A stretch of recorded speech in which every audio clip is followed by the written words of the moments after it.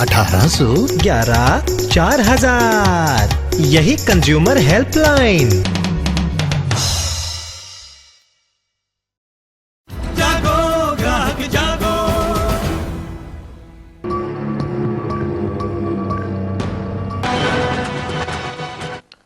नमस्कार। संसद ठप, भारत बंद। खुदरा बाजार में विदेशी निवेश के सवाल पर सरकार झुकने को तैयार नहीं है। विपक्ष अपनी बात पर अड़ा है और इस सब के बीच राजनीति अब संसद के अंदर नहीं बल्कि बाहर सड़क पर हो रही है। दुकान को ताला लगाकर फिर कैसे निकलेगा सुलह का रास्ता?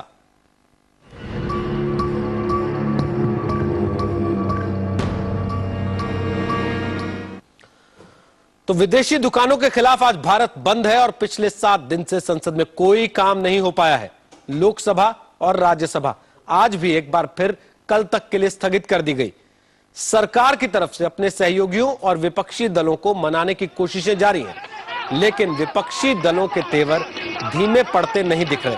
और इस सब के बीच विपक्षी दलों के समर्थन से आज देश के कई शहरों में बंद का काफी हद तक असर देखने को मिला। हालांकि कुछ जगहों पर बाजार खुले भी रहे, कुछ राज्यों में छिटपुट जगह असर दिखाई दिया और कुछ जगह बिल्कुल असर नहीं था। लेकिन कुल मिलाकर विपक्ष का कहना है कि सड़क पर भी विरोध उसी तरीके से नजर आ रहा है जिस तरीके से वो संसद के अंदर आवाज उठा रहे हैं, लेकिन सरकार आवाज सुनने को तैयार है नहीं।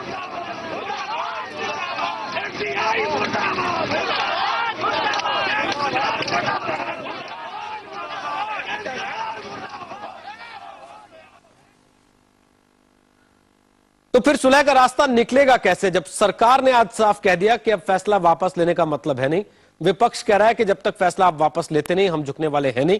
ऐसी स्थिति में व्यापारी जो बात आज लेकर सड़क पर निकला उसके निकलने का मतलब क्या था? हमारे साथ बात करने के लिए 3 खास मेहमान इस वक्त जुड़ रहे हैं। हमारे साथ व्यापारी नेता हैं प्रवीण खंडेलवाल, हमारे साथ कांग्रेस के नेता हैं जगदंबिका पाल, हमारे साथ जाने माने कंज्यूमर एक्टिविस्ट हैं श्रीराम खन्ना स्टूडियो में। सबसे हम बात करेंगे, लेकिन उसके पहले आज की तस्वीर जरा एक देखिए किस तरीके से एक बार फिर संसद आज ठप हो गई, लेकिन इसके बावजूद सरकार ने साफ कर दिया कि अब फैसला तो वापस होगा नहीं।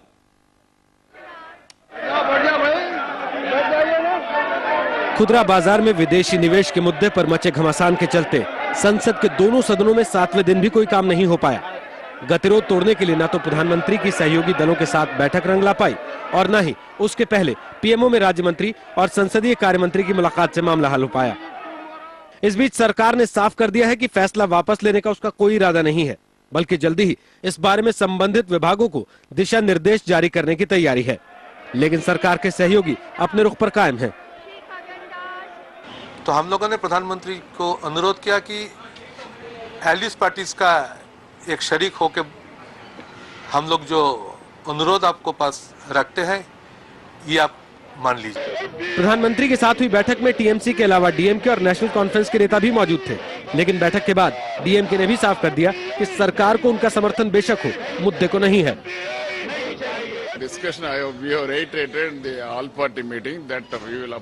हम पहले से ही एफडीआई रिटेल का विरोध करते हैं। सरकार को अब भी उम्मीद है कि कुछ न कुछ हल निकल आएगा। अपील कर सकता हूं, हम लोग सब अपील कर सकते हैं कि हम लोग सांसद भी हैं और हमारे दायित्व हैं। आम जनता ने हमें चुनकर यहाँ भेजा है, उस दायित्व का निर्वाह करने में कहीं कोई रुकावट आ रही है तो हम संवाद के माध्यम से हमको उसको दूर करना चाहिए। ये हम लोगों की अपनी। घर में मचे घमासान के बीच प्रधानमंत्री मनमोहन सिंह G20 देशों के सम्मेलन में हिस्सा लेने के लिए शुक्रवार को कान रवाना होने वाले हैं। शुक्रवार को ही वाणिज्य मंत्री कांग्रेस के सभी सांसदों को विदेशी निवेश के फैसले के बारे में विस्तार से जानकारी देंगे, ताकि कम से कम पार्टी के अंदर से उठ रही विरोध की आवाजों को शांत किया जा सके। लेकिन विपक्ष के विरोध को सरकार कैसे शांत करेगी, ये बड़ा सवाल है। अरुण सिंह और रविंद्र कुमार के साथ राजीव रंजन, जी न्यूज दिल्ली। तो हमारे साथ खास मेहमानों का पैनल मौजूद है जिनसे हम बात करेंगे इस पूरे कार्यक्रम के दौरान। प्रवीण खंडेलवाल साहब, हासिल क्या हुआ बंद से आज के?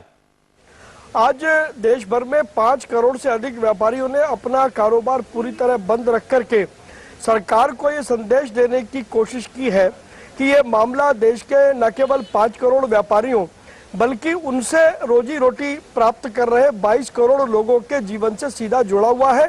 सरकार इस मामले की गंभीरता को समझे और रिटेल व्यापार में एफडीआई लाने के विषय को तुरंत वापस ले। लेकिन शेषाद्रीचारी साहब हमारे साथ जुड़ रहे हैं, बीजेपी के नेता। शेषाद्री जी, 5 करोड़ व्यापारी ये कह रहे हैं कि हड़ताल पर गए सरकार को संदेश देने के लिए, और उसी हड़ताल के दौरान सरकार ने एक बात साफ कर दी कि फैसला तो वापस नहीं होगा।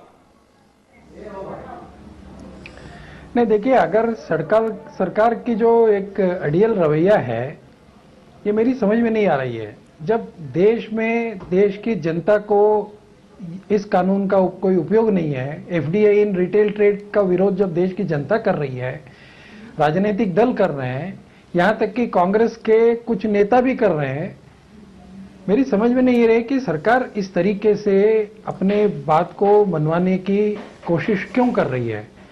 और ये एफडीआई इन रिटेल ट्रेड कोई ऐसी चीज नहीं है कि वो कोई जीवन मरण का प्रश्न नहीं है। आज देश में कोई ऐसी मांग नहीं है कि भाई हमारे देश में ये अगर आज लागू नहीं किया या कल लागू नहीं किया तो देश बर्बाद हो जाएगा। ऐसी कोई परिस्थिति थोड़ी है यहाँ पर। ये अनावश्यक हट सरकार की जो है, ये वास्तव में मुझे लगता है कि कांग्रेस का मंशा ये है कि किसी न किसी तरह ये विंटर सेशन पार्लियामेंट का न चले, ताकि वो अन्ना हजारे को कल जाकर ये कहें कि हम बिल इसीलिए नहीं ला पाए क्योंकि विपक्ष ने पार्लियामेंट चलने नहीं दिया। शेषाद्री जी, ये पहलू हम वापस लेकर आएंगे जो आप बात कह रहे हैं कि सरकार काम नहीं चलने देना चाह रही या फिर विपक्ष काम नहीं चलने देना चाह रहा। दोनों एक दूसरे पर आरोप लगा रहे हैं। पूछेंगे आपसे ये भी कि बीजेपी की विचारधारा क्यों बदल गई इस रिटेल को लेकर, जो पहले कुछ और थी। लेकिन जगदंबिका पाल हमारे साथ हैं, कांग्रेस के नेता, जरा उनसे एक सवाल पूछ लिया जाए। जगदंबिका जी कह रहे हैं कि हट पर अड़ी है सरकार क्योंकि वो खुद नहीं चाहती कि संसद में काम चले। आप क्या कहते हैं इस पर? देखिए, साफ पूरा देश देख रहा है कि संसद में अगर आज संसद शुरू होता है, क्वेश्चन आवर लगा है, क्वेश्चन के लिए जैसे स्पीकर पुकारते हैं, जिस सदस्य का क्वेश्चन होता है, मंत्री खड़ा होता है, उसी समय विपक्ष के लोग, भारतीय जनता पार्टी के लोग बेल में आ जाते हैं। मैं कहता हूं कि अगर एफडीआई वाकई देश के लिए नुकसानदायक है तो संसद के पूरे सदन को गतिरोध पैदा करके सदन को बाधित करने से अच्छा है कि पार्लियामेंट्री प्रैक्टिस में इस बात को सदन में चर्चा करें। सदन में अगर ये बात प्रभावी ढंग से। जगदंबिका जी, सवाल तो ये है कि सरकार अब तक कोई ऐसा फॉर्मूला दे नहीं पाई विपक्ष को कि विपक्ष उसको मान ले।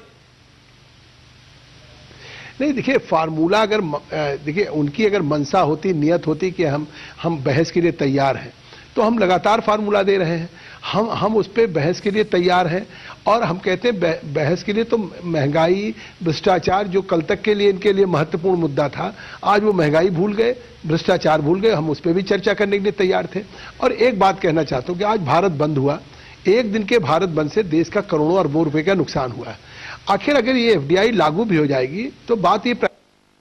हमारा संपर्क टूट गया है जगदंबिका पाल से, वापस चलेंगे उनके पास। सवाल यह भी होगा कि जब कांग्रेस के सांसदों को ही सरकार पहले भरोसे में नहीं ले पाई तो विपक्ष को भरोसे में लेना तो बहुत परे की बात हो जाती है। हमारे साथ श्रीराम खन्ना साहब है जो कंज्यूमर एक्टिविस्ट है। कंज्यूमर एक्टिविस्ट क्या कहता है खन्ना साहब, आप कैसे देखते हैं इस फैसले को सरकार के? हम तो इस कदम का स्वागत करते हैं। क्यों करते हैं? क्योंकि हमेशा कंज्यूमर को फायदा तब होता है जब मार्केट में प्रतिस्पर्धा होती है, कंपटीशन होता है। अब याद करिए, कुछ समय पहले देश के अंदर 2 गाड़ियां थी, फिएट और एम्बेसडर। फॉरेन डायरेक्ट इन्वेस्टमेंट आपने ऑटो इंडस्ट्री में खोला, आज देखिए दुनिया की सारी बड़ी कंपनियों के प्रोडक्शन प्लांट हैं, एम्प्लॉयमेंट जनरेट हो रही है, लाखों गाड़ियां बिक रही हैं। तो ये कंज्यूमर को भी फायदा हुआ, चॉइस का भी और प्राइस का भी। दूसरा, नई टेक्नोलॉजी आती है इससे, फॉरेन डायरेक्ट इन्वेस्टमेंट से। अब मुझे बताइए कौन सी इंडस्ट्री ऐसी हिंदुस्तान में है जहां फॉरेन डायरेक्ट इन्वेस्टमेंट नहीं है? और हर इंडस्ट्री में ये बोगी उठी थी, जिस तरह की आज ये लोग कह रहे हैं कि ये रोटी रोजी पे अटैक होगा। यही सवाल खंडेलवाल साहब से मैं भी पूछना चाहता हूं। खंडेलवाल साहब, इस देश ने उदारीकरण का एक बहुत बड़ा दौर देखा है, तब भी ये आरोप लगाए गए कि साहब अगर बड़े रेस्टोरेंट खुलेंगे, केएफसी खुलेगा तो छोटे ढाबों वालों की दुकानें बंद हो जाएंगी। आज आपको ऐसा लगता है कि किसी की दुकान बंद हुई उससे? देखिए रोहित जी, हम सुन रहे हैं आपकी बात। मुझे इसमें केवल इतनी बात कहनी है, जो बात श्रीराम खन्ना जी ने कही है, मैं उनकी बात का स्वागत करता हूं।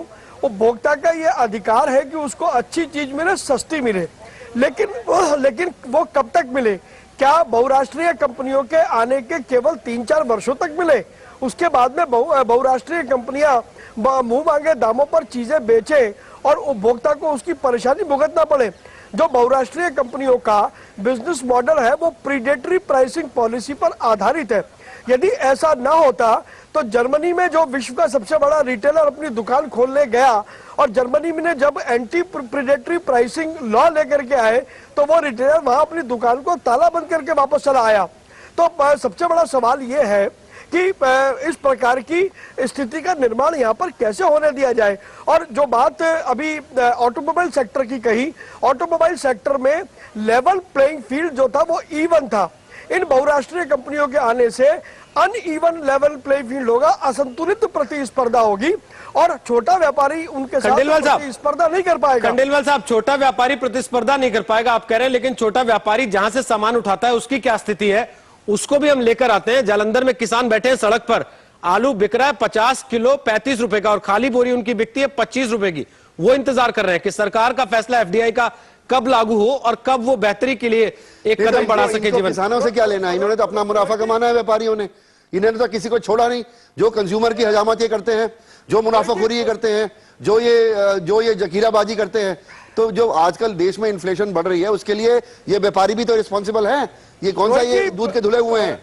रोहित जी, मेरा इसमें यह कहना है कि यदि किसानों को इतनी इनके आने से इतनी सुविधाएं मिल जाएं तो आज अमेरिका प्रतिदिन अपने यहाँ किसानों को $1 बिलियन की सब्सिडी देता है आज, जबकि वहां की अर्थव्यवस्था में किसानों का हिस्सा केवल 20% है। हमारे देश की अर्थव्यवस्था में किसानों का हिस्सा 60% है। तो ये कहना कि इनके आने से किसानों को लाभ मिलेगा, इनके आने से कंज्यूमर को लाभ मिलेगा, इनके आने से बेरोजगारी दूर होगी, ये केवल एक आर्गुमेंट है और सरकार आज तक इनके पक्ष में कोई भी तथ्यात्मक आंकड़े नहीं रख पाई है। हम वापस आते हैं, हम वापस आ रहे हैं खंडेलवाल साहब। रोहित जी, एक मिनट जी। अभी जो बात श्रीराम खन्ना ने कहा कि ये जो सप्लाई चेन के बीच का जो मुनाफे की बात कर रहे हैं, श्रीराम खन्ना जरा ये बताएं कि उस सप्लाई चेन के अंदर गवर्नमेंट का टैक्सेशन की लायबिलिटी कितने % होती है।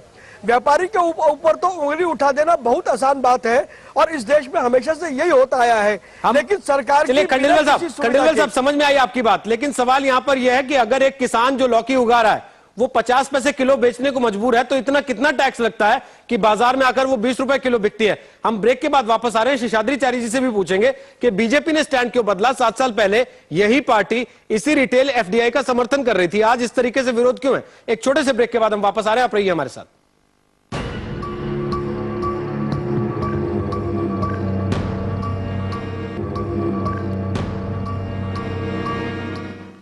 तो विदेशी दुकान पर घमासान के बीच आज व्यापारी सड़कों पर उतरे, सरकार के खिलाफ नारेबाजी। उधर संसद 7वें दिन भी लगातार ठप रही है और देश भर में देखिए किस तरीके से शहरों से तस्वीरें आई हैं वो हम आपको दिखा रहे हैं। गुवाहाटी, जम्मू, अहमदाबाद, भोपाल, जयपुर सब जगह बंद का असर है। हालांकि पंजाब से खबरें कि वहां बंद का बहुत ज्यादा असर दिखाई नहीं दिया। सत्ताधारी श्रोमणी अकाली दल ने भी समर्थन किया है सरकार के स्टैंड का इस फैसले को लेकर कि खुदरा बाजार में विदेशी निवेश होना चाहिए। हालांकि उनका गठबंधन एनडीए बीजेपी की अगुवाई वाला गठबंधन है, लेकिन उसके बावजूद वो सरकार का समर्थन कर रहे हैं और दूसरी तरफ सरकार के सहयोगी हैं टीएमसी डीएमके, वो सरकार के फैसले के खिलाफ खड़े। हमारे साथ यहाँ पैनल मौजूद है खास मेहमानों का जिनसे हम लगातार बात करें। बीजेपी के नेता हैं शेषाद्रीचारी साहब। शेषाद्री जी, आपने बातें सुन ली, व्यापारी अपना पक्ष रख रहे हैं, कंज्यूमर एक्टिविस्ट अपनी बात कह रहे हैं, लेकिन इस सबके बीच बीजेपी का विरोध किस बात को लेकर है? इस बात को लेकर कि सरकार ने उनसे पूछा नहीं या इस बात को लेकर के हम चाहते ही नहीं है ऐसा हो? देखिए, आपने ब्रेक में जाने के पहले कहा था कि बीजेपी ने 7 साल पहले एफडीआई को सपोर्ट किया था जी। इस पर मैं आपको एक खुलासा करना चाहता हूं कि बीजेपी ने 100% FDI in retail trade, 100% FDI खुदरा व्यापार में, ये बीजेपी ने कभी भी सपोर्ट नहीं किया जी। एनडीए के तहत ऐसे अनेक विषय थे जिसको हमने मंजूरी दी थी। एनडीए में जितने पार्टनर्स थे, करीब करीब 22 लोग थे, 22 पॉलिटिकल पार्टियों ने अपने अपने विषय रखे थे। अगर एग्जाम्पल देना हो तो नेशनल कॉन्फ्रेंस ने उसमें कहा था कि हम अपने मुद्दों को नहीं उठाएंगे। उनका मुद्दा था ऑटोनॉमी फॉर जम्मू कश्मीर। लेकिन उन्होंने कहा था कि हम इस विषय को उठाएंगे नहीं, बल्कि उन्होंने इस विषय को बाद में उठाया और autonomy bill Jammu Kashmir assembly में पास भी कराया। वो अलग बात है, हम उस चर्चा पर नहीं जा रहे हैं जी। इसीलिए इस तरीके से सब लोग इस एनडीए में थे, अपना अपना मुद्दा था, परंतु भारतीय जनता पार्टी ने कहा कि 100% एफडीआई इन रिटेल ट्रेड हमें मंजूर नहीं है, परंतु इस पर चर्चा होनी चाहिए। इस चर्चा से हमने कभी भी मुकरा नहीं, पहली बात। दूसरी बात, जहां तक कंज्यूमर मूवमेंट का मामला है, आज देश में कंज्यूमर लॉ जितना स्ट्रांग होना चाहिए उतना स्ट्रांग नहीं है। और अभी अभी खन्ना साहब ने यह कहा कि व्यापारी लूटपाट करते हैं। अगर इस देश का व्यापारी, इस देश का रिटेलर अपना मुनाफा कमाता है, मुनाफाखोरी करता है, जरूरत से ज्यादा पैसा कमाता है और उस पर टैक्स नहीं देता है, तो उसके खिलाफ काम करने के लिए हमारे पास सफिशिएंट लॉज हैं, रूल्स एंड रेगुलेशंस हैं, कानून कायदे है। अगर जिस दिन विदेशी आदमी यहाँ के रिटेल ट्रेड में आएगा, वो कहां से आते हैं, उनको पैसा कहां से आता है, कहां का देश में वो लगाते हैं, ये ढंग से आता है या ऐसे टैक्स हेवन जिसको कहते हैं वहां से आ रहा है। जैसे एविएशन सेक्टर में हमारे ध्यान में आया कि एविएशन सेक्टर में कुछ लोग ऐसे हैं जो देश के सिक्योरिटी के खिलाफ काम कर सकते हैं। ऐसे लोगों ने एविएशन सेक्टर में पैसे लगाए थे, उनके विमानें उड़ी यहां पर, उनकी कंपनियां चली, फिर बाद में बंद करना पड़ा। आज टेलीकम्युनिकेशन सेक्टर में फॉरेन डायरेक्ट इन्वेस्टमेंट को लाने के कारण हमारे सिक्योरिटी से, राष्ट्रीय सुरक्षा से कितना कॉम्प्रोमाइज हुआ शेषाद्री ये जी, हम जानते हैं। इसका भी बीजेपी ने विरोध किया था। आप इस सवाल को राष्ट्रीय सुरक्षा से जोड़ रहे हैं। 2 मिनट, इसीलिए हमने उसका विरोध किया था।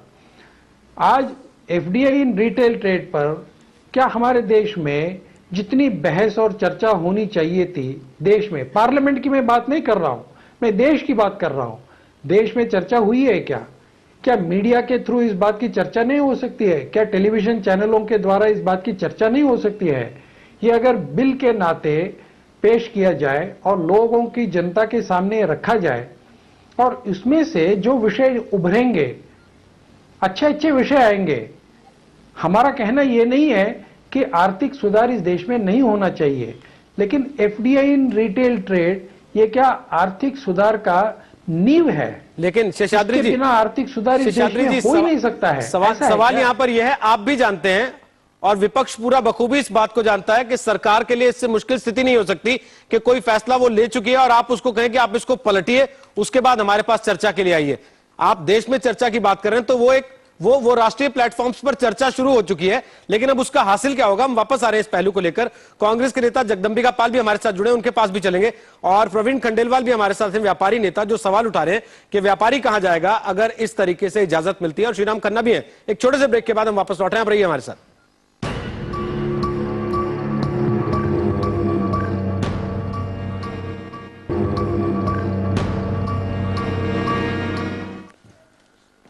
तो सवाल खुदरा बाजार में विदेशी निवेश का है। न सरकार झुकने को तैयार है और न विपक्ष झुकने को तैयार है, और इसी वजह से आज व्यापारी निकले सड़कों पर। हम आपको मुंबई की 3 तस्वीरें दिखा रहे हैं, वाशी, दादर और ठाणे, जहां पर आज व्यापारियों ने विरोध के लिए दुकानें बंद की। सरकार के फैसले का वो विरोध कर रहे हैं। और साथ ही साथ हम आपको यूपी की स्थिति भी दिखाते हैं, वहां पर भी जगह जगह से ऐसी ही तस्वीरें आई हैं। नाराजगी व्यापारियों ने जताई है। गोरखपुर में, लखनऊ में, बनारस में सड़कों पर भी उतरे व्यापारी अपने गुस्से का इजहार करने के लिए। एफडीआई का पुतला भी फूंका गया। दिल्ली में भी जगह जगह बंद था। कुछ शहरों से हालांकि ऐसी भी खबरें हैं कि बंद बहुत ज्यादा सफल वहां पर नहीं रहा, लेकिन ज्यादातर शहरों में इसी तरीके की तस्वीरें सामने आई हैं, जहां व्यापारी आज अपने गुस्से का इजहार करने के लिए सड़कों पर उतरे थे। ये दिल्ली की प्रीत विहार और जंतर मंतर की तस्वीरें, जहां व्यापारी प्रदर्शन करने के लिए आज जंतर मंतर पहुंचे थे। हमारे साथ 4 खास मेहमानों का एक पैनल है। कांग्रेस के नेता है जगदंबिका पाल, कंज्यूमर एक्टिविस्ट है श्रीराम खन्ना, बीजेपी के नेता है शेषाद्री चारी साहब, और व्यापारी नेता है प्रवीण खंडेलवाल। चारों से हम बात कर रहे हैं। हमारे साथ जगदंबिका जी जुड़े हैं एक बार फिर से। जगदंबिका, कांग्रेस ने अब 11 प्रवक्ताओं की टीम बनाई है जो लोगों को समझाएगी कि आखिर सरकार ने जो फैसला लिया उसके नफे नुकसान क्या है। ये फायर फाइटिंग जो हो रही है, ये काम पहले होना चाहिए था, और यही बात विपक्ष कह रहा है। देखिए, अभी एक्टिविस्ट हमारे कह रहे थे कि जिस तरह से फॉरेन डायरेक्ट इन्वेस्टमेंट और क्षेत्रों में हुआ, चाहे ऑटोमोबाइल के या दूसरे देश के हिस्सों में, उससे लोगों को एक कंपटीशन और प्रतिस्पर्धा मिली, उपभोक्ताओं को भी एक अच्छा सामान और उन्हें चॉइस भी और सस्ते दाम। मैं आज कह रहा हूँ कि जो बात आप हो रही है कि इसमें जो फॉरेन डायरेक्ट इन्वेस्टमेंट आ रहा है फॉरेन, इसमें समझाने की बात क्या है। आज नासिक में भाव प्याज का 300 रुपये क्विंटल है, मतलब 3 रुपया किलो, और आजादपुर की मंडी में या दिल्ली में 18 रुपये किलो है। तो आखिर किसान अगर उत्पादन अपना कर रहा प्याज का, आज उसे केवल नासिक जो प्रदेश का प्याज का उत्पादक इलाका है, वहां पे आप 3 रुपया किलो किसान के जेब में जा रहा है, उपभोक्ताओं के जेब से 18 रुपया निकल रहा है। तो ये 3 रुपये से किसान के खेत से और 18 रुपया जो उपभोक्ताओं के हाथ में पहुंच रहा है, किसान का भला हर कोई चाहता है, 15 रुपये का लाभ है, उपभोक्ता का भला हर कोई चाहता है, लेकिन विपक्ष का सवाल सीधा है। वो कह रहे हैं आपने पहले क्यों नहीं पूछा हमसे, हमारी सलाह क्यों नहीं ली, आपने अपनी मर्जी से फैसला करके थोप क्यों दिया हम पर? नहीं, पार्लियामेंट से बड़ा कोई फोरम तो है नहीं। आखिर पार्लियामेंट में जब हम एफडीआई पे चर्चा करने के लिए तैयार हैं, हम तो समझते हैं इससे 3 बातें होंगी। इससे किसानों का भी भला होगा, उपभोक्ताओं को भी सस्ता मिलेगा और संगठित रोजगार भी आएगा। आज चाइना जो बड़े हमारे लेफ्ट के लोग हमारा विरोध कर रहे हैं, यहाँ पे सीपीआई सीपीएम, 2004 से चाइना में वॉलमार्ट आ चुका है या केयर4 आ चुका है। तो अगर चाइना वो एफडीआई को रिटेल मार्केट में खोल चुका है, तो उससे क्या होता है, उससे सीधे किसानों का अनुबंध करते हैं। अगर यहां भी रिटेल में आएगा, कि रिटेल में नुकसान क्या है। आज अभी किसानों को, कल आपके हमने चैनल पे देखा कि किसानों ने आलू को बसान नदी में फेंका, या जलंधर की बात अभी आप कह रहे थे कि किसान आलू बेचने के लिए बाध्य है, मतलब उसको यही बात हम खंडेलवाल साहब से पूछ रहे हैं। व्यापारी नेता हैं कल, जिनकी अगुवाई में आज बड़ा तबका एक उतरा है देश का सड़कों पर। खंडेलवाल साहब, किसान का भला क्यों नहीं चाहते, या फिर विरोध कहां है आपका?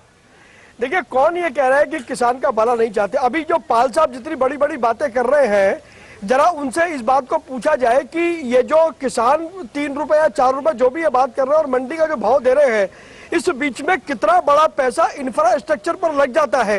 वो सरकार अभी तक 60-70 सालों के अंदर इंफ्रास्ट्रक्चर को डेवलप नहीं कर पाई और सरकार फेल हो गई। इसलिए ये कह रही है कि बहुराष्ट्रीय कंपनियां आएंगी और उनकी वजह से किसान को फायदा होगा। तो क्या हम बहुराष्ट्रीय कंपनियों के मोहताज हैं? सरकार अपनी विफलता अपने सिर पर नहीं लेना चाहती है। दूसरी बात मैं पाल साहब से पूछना चाहता हूं कि वो जो 5 करोड़ व्यापारी हैं, क्या वो इस देश के नागरिक नहीं है? क्या उनके ऊपर जिस प्रकार का आप लेकर के आ रहे हैं, क्या आपको उनकी चिंता नहीं है? ये इस बात को जरा पाल साहब अपने चैनल पर स्पष्ट कर दें कि उन 5 करोड़ व्यापारियों की तो कोई जरूरत नहीं ना। हम पूछते हैं पाल साहब से, लेकिन उसके पहले खन्ना साहब आप क्या कह रहे हैं? देखिए, व्यापारियों का क्लास कैरेक्टर बहुत क्लियर है।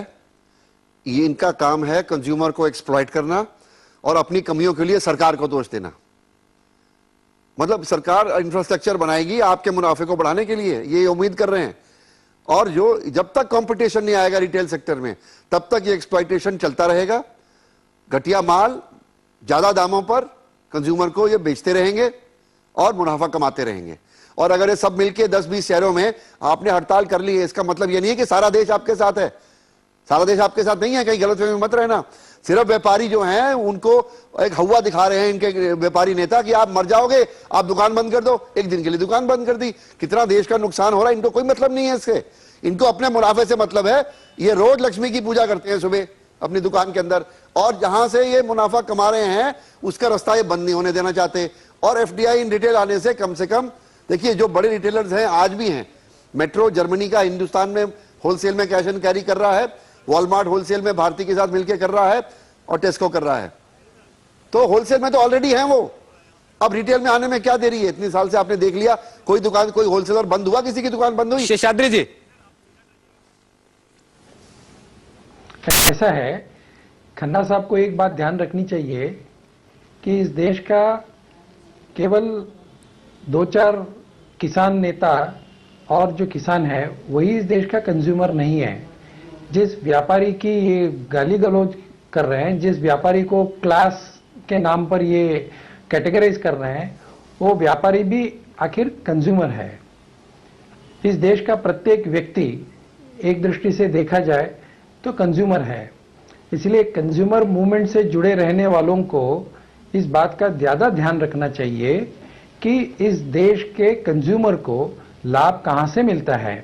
इस देश में मैं आपको एक उदाहरण देता हूं। खन्ना साहब इस बात को शायद जानते भी होंगे कि जब एक कोल्ड ड्रिंक कंपनी को इस देश में आने की अनुमति दी गई थी, जिसको बंद था, वो आने के बाद इस देश में जो ओरिजिनल कोल्ड ड्रिंक बनाने वाली कंपनियां थी वो सब या तो बंद हो गई या वो टेक ओवर किया गया। उसके बाद क्या हुआ, उस कोल्ड ड्रिंक कंपनी ने जो इस देश में कोल्ड ड्रिंक बेचा, ये पता चला कि वो जो इस देश में बेच रहे हैं भारत में, उसकी क्वालिटी और अमेरिका में जो बेच रहे हैं उसकी क्वालिटी में फर्क है।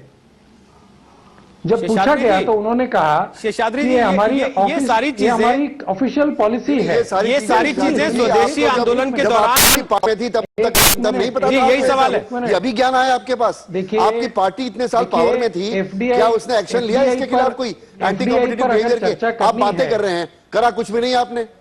आपकी पार्टी इन पावर जब थी, आपके प्राइम मिनिस्टर थे, तो कंपटीशन लॉ नहीं बन पाया। कंपटीशन लॉ को स्ट्रांग करके एंटी कॉम्पिटिटिव एक्टिविटीज को रोक सकते थे आप, परंतु आपने नहीं किया। तो आज कंपटीशन कमीशन बना है। अभी अपने ट्रेडर्स के रिप्रेजेंटेटिव कह रहे थे प्रीडेटरी प्राइसिंग होती है। क्या इनको पता है कि प्रीडेटरी प्राइसिंग के खिलाफ कंपटीशन कमीशन में जा सकते हैं? अरे जो टूल्स आपके पास हैं, जो कानून आपके पास है बचाने के लिए, वो तो इस्तेमाल नहीं कर रहे हैं आप। और आप कह रहे हैं कि साहब ये गलत हो जाएगा। खन्ना साहब जवाब दे रहे हैं। एंटी कंपटीशन, आज एंटी कंपटीशन लॉ स्ट्रांग है क्या?